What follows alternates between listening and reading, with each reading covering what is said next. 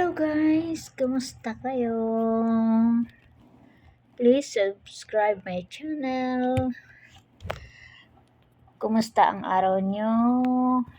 Um, Ako ito medyo hindi pagod kasi wala yung aking mga bossing.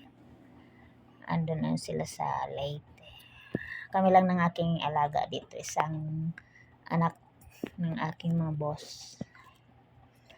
Kaya ito, time trip tayo ngayon, 5:40. Wala akong ginagawa ngayon.